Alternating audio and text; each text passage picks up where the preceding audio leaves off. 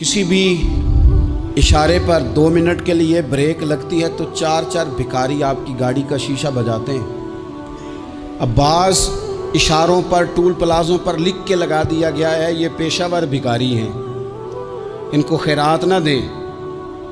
लेकिन मेरा सवाल ये है कि उन सारे भिखारियों को एक जगह पे खड़ा करके पूछना किसने है कि तुम भीख क्यों मांग रहे हो?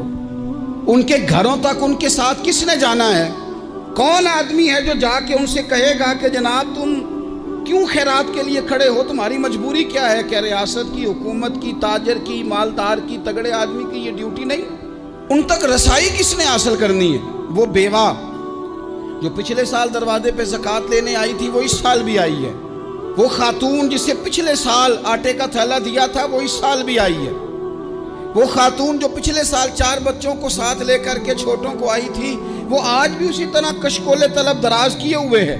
और हज़रत उमर क्या फरमाते हैं? सैयदना फारूक आज़म रदी अल्लाह ताला अन्हु इरशाद फरमाते हैं, इसको इमाम बहकी ने और इमाम सयूती ने नकल किया है।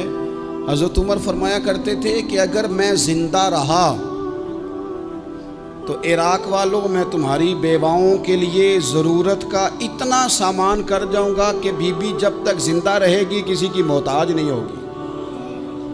उसके लिए इस तरह के असबाब पैदा कर दिए जाएंगे कि उसे हाजत नहीं होगी। उसके लिए मुस्तकिल बुनियादों पर उसके अखराजात देख कर उसके लिए एहतमाम कर दिया जाए। उसे दोबारा कशकोले तलब दराज करने की ज़रूरत नहीं पड़ेगी। एक सहाबी थे हज़रत जनाब सैयदना खफाफ बिन ईमा गफ़ारी रदी अल्लाह ताला, इन्होंने बड़ा किरदार अदा किया था मैदान उहद में, इन्होंने और इनके साहिबजादे ने। तो इनकी बेटी एक दिन हज़रत उमर के पास आई। अब वो बेटी ब्याह के जा चुकी थी, उसकी शादी हो गई थी। हज़रत खफाफ बिन ईमा रदी अल्लाह ताला अन्हु की साहिबजादी अपने ससुराल चली गई थी, वहाँ उसका खामद इंतकाल कर गया। वो खातून वापस आ गई, वो हज़रत उमर से मिली, बेवा औरत। उस बेवा खातून ने आके यहाँ तो मेरे भाई वो फौजी बेचारे जिनकी बीवियाँ, जिनको एक तकरीब में तो खूब एवार्ड देने के लिए बुलाया जाता है, मैंने यतीमी का वक्त गुजारा है, मुझे पता है कि 2-4 महीने लोग आके कहते हैं कोई हुक्म होया तो 10 आ जाए। फिर जब 1 साल गुजर जाता है तो फिर लोग कहते हैं 4 भरा ने काम क्यों नहीं करते। तो ऐसे तो नहीं ना कि अब्बा ऐसे ही चला गया था, बड़ा कुछ दे के गया है, किधर है फलानी चीज़। लोगों का नज़रिया थोड़े अरसे के बाद और हो जाता है। आपने बड़े बड़े शुहदा के घरों में एवार्ड तो दिए, क्या कभी आपने पलट कर दोबारा गौर किया कि उनके बच्चे कहाँ हैं, उनकी बेवा किस हाल में है? वो ज़माने की तेज़ धूप और तेज़ आंधी का मुकाबला कैसे कर रहे हैं?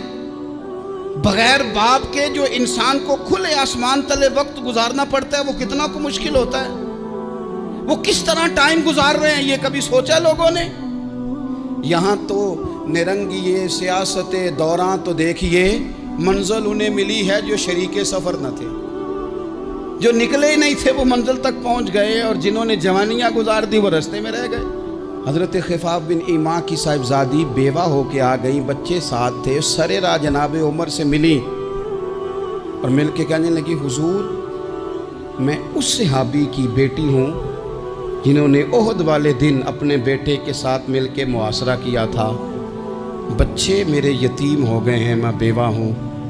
हज़रत फारूक आज़म रदी अल्लाह ताला अन्हु ने फ़हरिस्त नहीं मांगी, ख़र्चे की डिटेल नहीं मांगी, तुम आना फलाने से मिलना, परसों 9 बजे आ जाना दफ्तर, ये कोई बात नहीं की। हज़रत उमर गौर से खड़े उस बेटी की बात सुनी, छम छम सैयदना फारूक की आंखों से आंसू गिरे, दौड़ के घर गए, एक ऊँट निकाला, वहाँ से माले गनीमत का माल के भर के 2 बोरियाँ, और बोरियों में क्या था? चांदी भी थी, नकदी पैसे भी थे, कुछ ज़रूरत का सामान भी था, गल्ला भी था। 2 बोरियां भर के ऊंट पे रख के खुद लगाम उस बेटी के हाथ में थमा के का पुत्र सामान भी तेरा है, ऊंट भी तेरा है।